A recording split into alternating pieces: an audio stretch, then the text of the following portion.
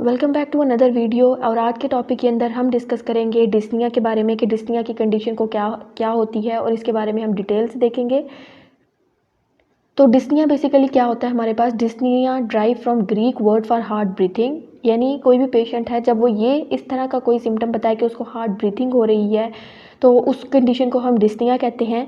ज़्यादा simple language में अगर हम बात करें तो जिसको हम कहते हैं शॉर्टनेस ऑफ ब्रीथ, ये बेसिकली एक सब्जेक्टिव सेंसेशन है ब्रीथिंग का, from mild discomfort to feeling of suffocation. Subjective sensation of breathing का मतलब है कि यानी ये पेशेंट अपने वर्ड्स में बताएगा, पेशेंट के ये अपने वर्ड्स होंगे और इसकी डिफरेंट ग्रेडिंग भी होती है। 1 2 0 3 4 सारी ग्रेडिंग होती है। उस ग्रेडिंग के मुताबिक हम बताते हैं कि एक पेशेंट जो है वो किस कंडीशन के अंदर है। Mild discomfort to feeling of suffocation, यानी एक नॉर्मल स्टेज से ये स्वेयर स्टेज तक भी जा सकता है। It is a sign of variety of disorder, यानी डिस्निया की कंडीशन से ये पता चलता है कि कोई ना कोई अंडरलाइंग डिजीज़ है या कोई डिसऑर्डर है। And is primarily an indication of inadequate ventilation और insufficient amount of oxygen in circulating blood. और इस बात की इंडिकेशन है, यानी इस बात का हमें पता चलता है कि हमारे जो ब्लड है उसके अंदर जो ऑक्सीजन की अमाउंट है वो इनसफिशेंट है।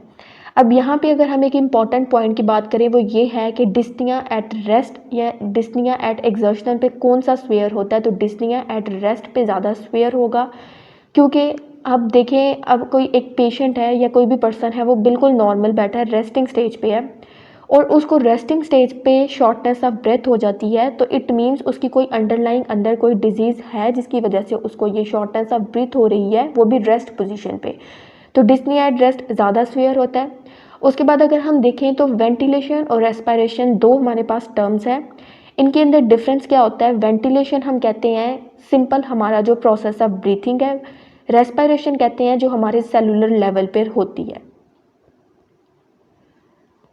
पैथोफिजियोलॉजी देखें तो किस तरह से ये डिस्निया होता है। तो dyspnea happens when a mismatch occur between afferent and efferent signal. अब एफरेंट हमारे पास वो है जो सेंसरी सिग्नल लेकर जाता है और ईफरेंट वो है जो मोटर रिस्पॉन्स को या बॉडी रिस्पॉन्स आ रहा है। अब अगर इन दोनों के दरमियान कोई मिसमैच आ जाता है एफरेंट और ईफरेंट सिग्नल के दरमियान, तो तब हम कहते हैं कि हमें एक पेशेंट को डिस्निया की कंडीशन हुई है। अब जैसे ही ब्रेन रिसीव करता है वेंटिलेशन को, जैसे ही ब्रेन ने रिसीव किया एफरेंट वेंटिलेशन को, इंफॉर्मेशन को, तो it is able to compare it to the current level of respiration, यानी जो करंट लेवल होगा रेस्पिरेशन उसके साथ उसको कंपेयर करेगा, ठीक है, और फिर बाय द एफरेंट सिग्नल और एफरेंट सिग्नल को भेजेगा। अगर तो आपका level of respiration inappropriate है for the body status and need, यानी जितनी बॉडी की नीड है वो नीड पूरी नहीं हो रही, तो इट मीन्स कि डिस्निया की कंडीशन है। और इवन समटाइम्स पेशेंट जो है वो टूवर्ड्स हाइपर वेंटिलेशन की कंडीशन की तरफ भी चला जाता है। अब यहाँ पे इम्पॉर्टेंट बात वो ये कि अगर हम देखें कि ब्रीथिंग मसल्स कौन से यूज़ होते हैं और कौन से हैं, तो जब भी किसी को कोई पल्मोनरी प्रॉब्लम है और उसको सांस नहीं आ रही, उस पेशेंट को वो सांस नहीं ले पाता, तो उसके प्राइमरी मसल्स काम नहीं कर रहे। डायफ्राम जो कि एक प्राइमरी मसल्स है, हेल्प करता है ब्रीथिंग में। तो तीन इंपॉर्टेंट मसल्स सेकेंडरी मसल्स हैं, एक तो स्टर्नोक्लीडोमेस्टाइड, स्केलीन और एब्डोमिनल मसल। ये तीन हमारे सेकेंडरी मसल्स हैं, इंपॉर्टेंट मसल, जो फिर हेल्प करेंगे इन प्राइमरी के साथ कंपेंसेट करने के लिए। अब हमें कैसे पता चलता है जब एक पेशेंट आता है कि वो कौन से मसल्स इन्वॉल्व हैं उसकी इस कंडीशन के अंदर। तो इसके अंदर दो मसल्स हैं, एक तो स्टेर्नोक्लीडोमेस्टाइड और स्केलीन। ये दोनों मसल्स बहुत ही टाइट हो जाते हैं और जो पेशेंट होता है वो बहुत ही सुपरफिशियल सी ब्रीथिंग लेता है। फिर उसके बाद अगर हम पैथोफिजियोलॉजी की बात करें तो the pathway that lead to dyspnoea via specific acid ion. अब वो पाथवे कौन कौन से ऐसे पाथवे हैं जो लीड करते हैं डिस्निया को, तो उसमें आता है एसिड सेंसिंग आयन चैनल है, मैकेनो रिसेप्टर्स हैं, लंग रिसेप्टर्स हैं, और ये डिफरेंट जोन्स पे लोकेट होते हैं। हमारे पास कीमो रिसेप्टर्स भी हैं, जुक्स्टा कैपिलरी रिसेप्टर्स हैं, स्ट्रेच रिसेप्टर्स हैं, मसल स्पिंडल्स हैं और एफरेंट सिग्नल्स हैं। इसके अंदर मसल स्पिंडल्स जो कि चेस्ट वॉल में प्रेजेंट होते हैं। सबसे पहले अगर हम देखें स्ट्रेच रिसेप्टर्स के अंदर एक हेयरिंग रिफ्लेक्स रिसेप्टर्स है जो कि एक इंपॉर्टेंट रिसेप्टर्स है। उसका क्या काम होता है, नॉर्मल अगर हम सांस ले रहे हैं अगर किसी प्रॉब्लम की वजह से किसी लंग्स के अंदर ओवर इन्फ्लेमेशन हो जाती है तो ये रिसेप्टर बेसिकली लंग्स को ओवर इन्फ्लेमेशन से प्रिवेंट करता है, यानी ये जो रिसेप्टर है रिफ्लेक्स वाला ये एक्टिवेट हो जाता है, ब्रोंक्यूल्स में होते हैं और इन्होंने सिग्नल भेजना है ब्रेन तक। वहाँ से एफरेंट स्टिमुलाई आता है, वो रेस्पिरेशन को नॉर्मल से ज़्यादा कर देता है, जिसकी वजह से जो रेस्टिंग रेट है वो तेज़ हो जाता है और जो सुपरफिशियल ब्रीथिंग है वो आप ले सकते हैं और ज़्यादा सांस नहीं खींचना पड़ता अंदर की तरफ। If there is any pathology in lungs. फिर अगर हम पैथोफिजियोलॉजी की बात करें तो ये वो सारी बात है जो हमने एफरेंट और ईफरेंट सिग्नल के बारे में बात की कि 3 मेन कंपोनेंट है जो कंट्रीब्यूट करते हैं डिस्निया को। वो एफरेंट सिग्नल है, ईफरेंट है, सेंट्रल इंफॉर्मेशन प्रोसेसिंग। जो सेंट्रल इंफॉर्मेशन प्रोसेसिंग है ब्रेन के अंदर वो एफरेंट और ईफरेंट को कंपेयर करेगा और डिस्निया कब रिजल्ट होगा, जब इन दोनों के दरमियान आपस में मिसमैच आएगा। उसके बाद हमारा जो मेन फोकस है वो होना चाहिए हिस्ट्री पे और दूसरा question answers and sign and symptoms पे, यानी हमें पता होना चाहिए कि अगर एक पेशेंट आ रहा है तो हमने उससे किस तरह के क्वेश्चन आंसर्स करने हैं ताकि हमें पता चल सके कि उसको कार्डियक या पल्मोनरी रिलेटेड कौन सी डिजीज़ है। उसके बाद हम एटियोलॉजी में देखेंगे। एटियोलॉजी के अंदर हमने 4 जनरेटिव कैटेगरीज को डिवाइड किया है, जिसमें एक कार्डियक है, पल्मोनरी है, कार्डियक पल्मोनरी है, नॉन कार्डियक नॉन पल्मोनरी। इन चारों को हम देखते हैं वन बाय वन। कार्डियक के अंदर जितनी भी हार्ट रिलेटेड डिजीज़ हैं वो सारी आएंगी, जिसमें कंजेस्टिव कार्डियक फेलियर है, एरिथमिया है, पेरिकार्डियस एरिथमिया मतलब कोई इरेगुलर हार्ट बीट है, इसमें आपका ब्रेडिकार्डिया और टैकीकार्डिया आ सकता है। पेरिकार्डाइटिस यानी इन्फ्लामेशन इन पेरिकार्डियम है, वाल्वुलर डिस्फंक्शन है, कोई भी कार्डियोमायोपैथी है। जितनी भी आपकी हार्ट रिलेटेड है वो सारी कार्डियक के अंदर आएंगी।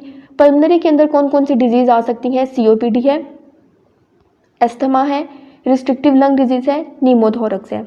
नीमोथोरक्स के अंदर बेसिकली क्या होता है कि आपके जो एयर बबल्स हैं, किसी भी इंजरी की वजह से एयर बबल्स बन जाते हैं लंग्स के अंदर और इवन आपका जो लंग का एक लोब भी डैमेज हो सकता है या फिर कोई थोड़ा सा पार्ट या इवन पूरा लंग भी इन्वॉल्व हो सकता है।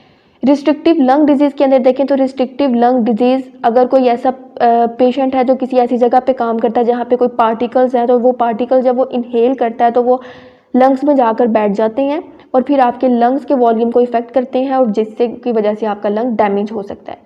अस्थमा के बारे में हमें जैसे पता है कि एयरवेज जो है वो नैरो हो जाती हैं, कफिंग होती है, वीजिंग साउंड आती है। COPD coronary obstructive pulmonary disease है। इसके अंदर क्या होता है कि इसके अंदर आपका लंग डैमेज नहीं होता लेकिन सिर्फ फ्लूइड इकट्ठा हो जाता है, इन्फ्लामेशन होती है, कोई भी एयर फ्लो डिस्टर्ब हो जाता है। कार्डियोक पल्मोनरी के अंदर देखें तो COPD with pulmonary hypertension and cor pulmonale. इसमें क्या होता है कि फ्लूइड जितना भी है वो जब आपका लंग में इकट्ठा हो गया है और हार्ट पे बर्डन आ रहा है उसको पल्मोनाई भी कहते हैं, ठीक है। और अगर राइट साइड पे हार्ट फेलियर है तो देन हम कहते हैं कि पहले कोई पल्मोनरी है, देन कोई कार्डियक पे ड्यू टू ओवरलीडिंग कोई भी हार्ट प्रॉब्लम आया है। नॉन कार्डियक और नॉन पल्मोनरी में देखें तो इसके अंदर हमारी मेटाबॉलिक कंडीशंस आ सकती हैं, चेस्ट वॉल में पेन है, न्यूरोवास्कुलर डिसऑर्डर्स हैं, ऑटोइनोलेरेंजियल डिसऑर्डर्स हैं जिसके अंदर एयर, नोज और थ्रोट के डिसऑर्डर रहते हैं, लेकिन ये बहुत ही रेयर है। हिस्ट्री में देखें तो अब हम हिस्ट्री की कैटेगरीज में 3 डिवाइड करेंगे, एक एक्यूट है, एक सब एक्यूट, फिर क्रोनिक। एक्यूट काजेज में अगर हम देखें तो हम सबसे पहले पेशेंट से उसका ऑनसेट और कोर्स पूछेंगे डिस्निया का कि कब से है उसको और ये ऑल डैट। एक्यूट काजेज के अंदर हमने फिर आगे से फर्दर 2 कैटेगरीज डिवाइड की हैं, एक रेस्पिरेटरी और एक कार्डियक।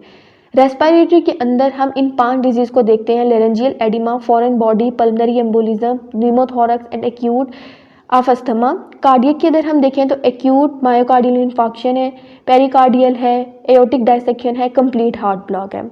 अब ये एओर्टिक डायसेक्शन क्या होता है? एओर्टिक डायसेक्शन के अंदर जो एक सिम्टम्स आते हैं वो स्वेयर पेन होती है बैक और चेस्ट के अंदर। L4 के लेवल पे आपकी जो एओर्टा है वो डिवाइड करती है। अगर तो इनर वॉल रप्चर कर जाए तो ब्लीडिंग हो जाती है और अगर प्रॉब्लम बहुत ज़्यादा स्वेयर हो जाए then it will lead to dyspnoea. फिर उसके बाद हम बात करते हैं सब एक्यूट काजेज़ के बारे में। सब एक्यूट काजेज़ के अंदर भी हम पेशेंट से उसका आंसर वगैरह पूछेंगे और उससे जो उसका भी कोर्स वगैरह है डिस्निया का वो सारा पूछेंगे। सब एक्यूट काजेज़ के अंदर हमारे पास विद इन आवर्स भी हो सकता है, विद इन डेज भी हो सकता है और विद इन वीक्स भी। आवर्स के अंदर हमारे पास अस्थमा है, लेफ्ट हार्ट फेलियर है और नमूनिया है। पेशेंट ने अगर फॉर एग्जांपल ट्रीटमेंट नहीं लिया और उसका तो जो हार्ट है वो काम करना ही छोड़ देगा। डेज में हमारे पास pneumonia, ARDS, left heart failure आ सकता है। वीक्स के अंदर हमारे पास pleural effusion, anaemia, muscle weakness, tumour आ सकता है, जिसके अंदर आपका जो प्लूरल एफ्यूजन के अंदर जो आपका एक्स्ट्रा सेलुलर फ्लूइड है वो सारा इकट्ठा हो जाता है। फिर हम देखते हैं क्रोनिक पल्मोनरी काजेज। इसके अंदर सारी लंग्स के लेवल पे हमने जितनी भी डिजीज़ आती हैं उनको देखेंगे।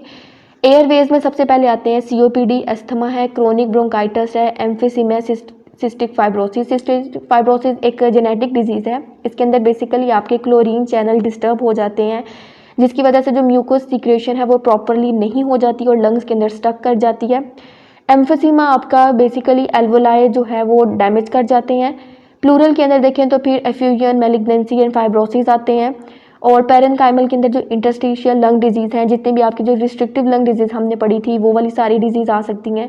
पेरेन्काइमल के अंदर वही वास्कुलर की अगर हम बात करें तो वेस्कुलाइटिस, यानी जो ब्लड वेसल्स में कोई इन्फ्लामेशन हो जाए किसी भी इन्फेक्शन या इंजरी की वजह से। AV मालफॉर्मेशन क्या होता है कि आपकी जो दोनों आर्टरीज और वेन्स हैं वो आपस में टेंगल्ड हो जाएं और उनका जो फंक्शन है वो आपस में मिक्स हो जाता है, जिसकी वजह से कोई इम्प्रॉपर फंक्शन हो जाए, तो इस कंडीशन को हम AV मालफॉर्मेशन कहते हैं। तो ये था आज का सारा lecture. The rest of topic we will explain in part 2। Till then stay happy and stay blessed. Allah हाफिज़।